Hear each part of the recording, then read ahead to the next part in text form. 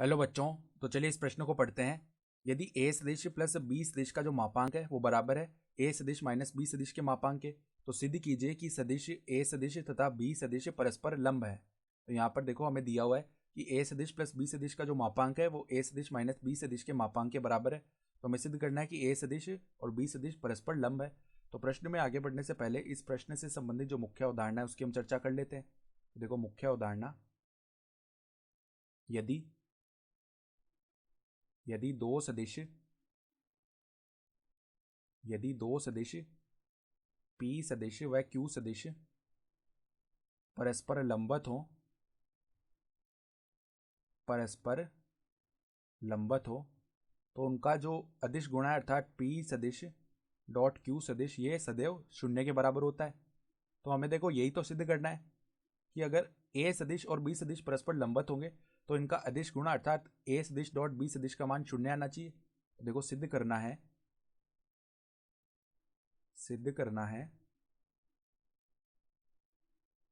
कि A सदिश तथा तथा ये जो B सदिश है परस्पर लंब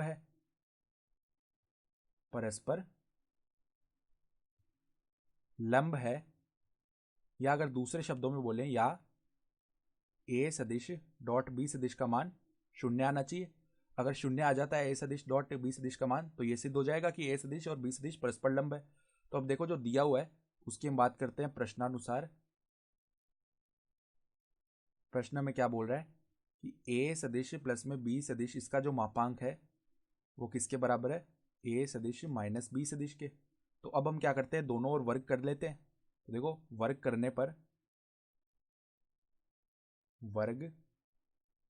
करने पर तो क्या बनेगा, A सदिश प्लस B सदिश इसका जो मापांक है उसका वर्ग करेंगे बराबर में A सदिश माइनस में B सदिश इसका जो मापांक है इसका वर्ग किया। तो यहाँ पर पहले A सदिश का वर्ग होगा तो वो A स्क्वायर बन जाएगा प्लस में B स्क्वायर बन जाएगा प्लस में 2A सदिश डॉट में B सदिश ये बनेगा बराबर में यहाँ पर A स्क्वायर प्लस में B स्क्वायर माइनस में 2A सदिश डॉट में B सदिश ये बन जाएगा वर्ग करने पर। तो यहाँ पर A स्क्वायर से A स्क्वायर और B स्क्वायर से B स्क्वायर जीरो हो जाएगा। और ये जो माइनस का 2A सदिश डॉट B सदिश है इस तरफ, इसको हम बाईं ओर लेके आएंगे तो 4A सदिश डॉट B सदिश का जो मान है वो शून्य हो जाएगा। तो यहाँ से 4 को उस तरफ भेजेंगे तो A सदिश डॉट B सदिश का मान जो है वो जीरो के बराबर आ जाएगा। तो यहाँ पर आ गया हमारे पास में A सदिश डॉट B सदिश का मान जीरो के बराबर। अतः A सदिश व B सदिश परस्पर लंब है। A सदिश व B सदिश परस्पर लंब है और यही तो हमें सिद्ध भी करना था।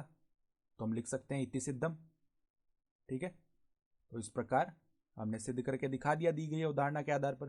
तो आशा करता हूं कि आपको यह प्रश्न समझ में आया होगा। धन्यवाद।